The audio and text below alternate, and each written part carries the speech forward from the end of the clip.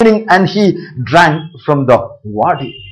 According to the prophetic, according to the prophet, the message he received from Lord, the prophecy he had received, it was fulfilled. And we read, the ravens brought him bread and meat in the morning, and bread and meat in the evening. In the morning and also in the evening, he was fed with not only bread, he was fed with bread and meat also.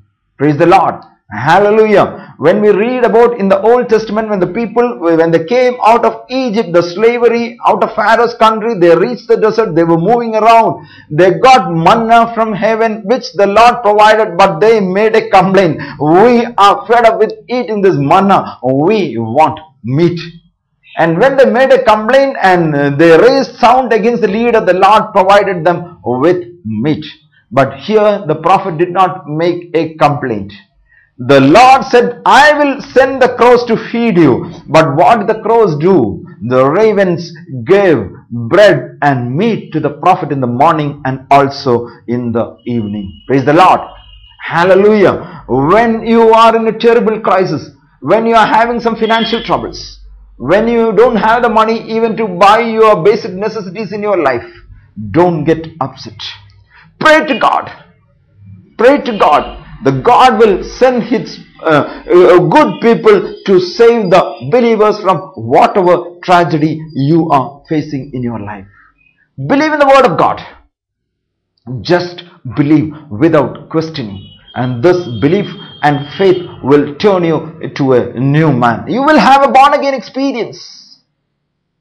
When you have a problem in your life, turn to God and call upon the God of Israel, and the Lord will send his angels and take care of you whenever you are in trouble. Praise the Lord. Hallelujah. Hallelujah.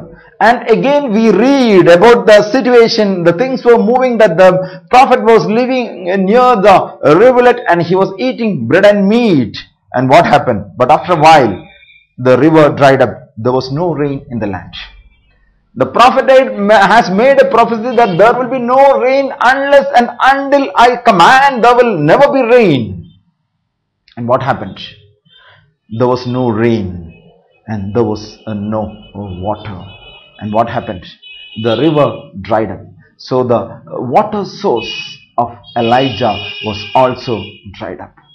Think about a situation. If you were in a situation, the Lord asks you to stay near a river, and if the river is dried up and you don't have the water, you will do, or what I will do. Naturally, we will make murmuring and whispering and make complaints after complaint to God. But the prophet did not make any complaints. So what did the God do? Then the word of the Lord came to him, saying, Go now to Zarephath, which belongs to Sidon, and live there, for I have commanded a widow to feed you over there. But now there is another situation. In the situation we read, there was no rains, there was no water, so the prophet could not live near the river. So what happened is that the prophet prayed and he heard a command from the God. The command was that you move out to Zarephath, to another place, not here. This is not your permanent place. I will never allow you to perish over here. If you are in trouble over here, you move to the another place.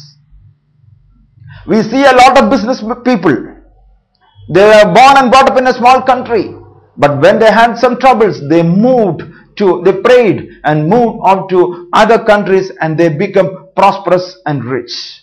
Wherever you go, in all the major cities, even in Chennai, or in other cities of Tamil Nadu, or any other part of India, you go to Delhi, you go to Mumbai, you go to Kolkata, or Bengaluru, or Hyderabad, or whichever cities you go, you will never see the people from that place is the leading business people in that city.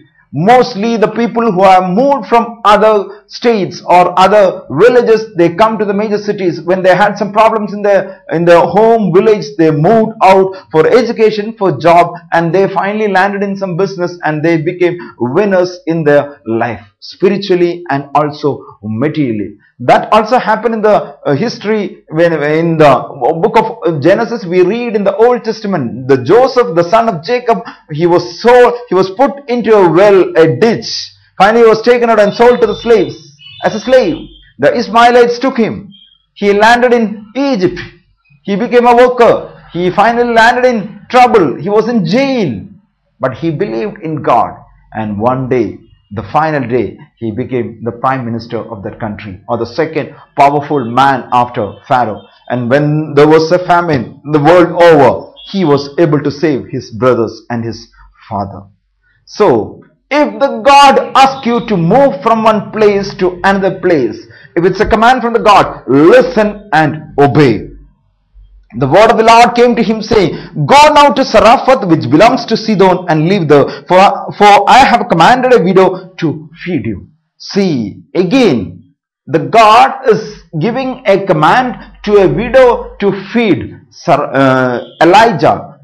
The Lord never revealed the name of this widow.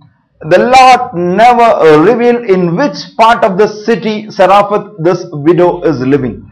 I was wondering if Prophet Elijah was one of the greatest among the prophets in the Old Testament, along with Moses, maybe second to Moses. So I was thinking, why Prophet Elijah, when he was making this prophecy, why the God did not permit him or allowed him to move to a rich man's place? But it was not the God's plan. The God's plan was that he should go and stay in a widow's house. According to the Jewish tradition, the widows were not able to go far out from their village to work or make money. They have to do some little bit things, and the society has imposed a lot of rules and regulations on the life of a widow. So she was in real trouble, but God has a plan that was revealed later. Go now to Zarephath, which belongs to Sidon. I have commanded a widow there to feed you. So he set out and went to Zarephath. As soon as he heard this commandment, he went to Zarephath. When he came to the gate of the town, a widow was gathering sticks. He called to her and said, bring me a little water in a vessel. So as soon as he reached the city, when he reached the city gate, he saw a widow was gathering some sticks. The widow was gathering the sticks, or the widow was gathering some firewood. He called to her and said, bring me a little water in a vessel so that I may drink. Whenever we go for the ministry work, especially in Tamil Nadu, we see a very good culture in Tamil Nadu. That is, whenever we enter a house, they bring water in a jug to drink. Then only they will take tea or coffee or snacks or something else. So first they give some water to drink. In my home state, it's not a culture. They normally come with tea or coffee. They never come with some water to drink. It's something different and speciality of this culture. Praise the Lord. Hallelujah. So what this widow, the prophet is asking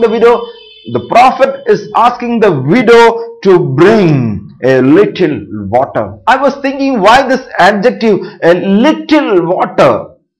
The prophet is not asking for water to drink, but asking for a little water.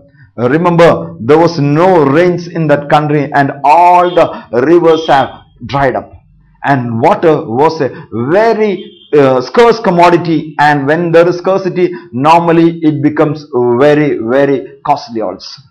Earlier we used to drink water from the railway station or bus station or from any house, but now we drink water from the bottle, which is packed commodity, and we pay for 1 liter water around 15 rupees. Much more than what the producer of the milk get.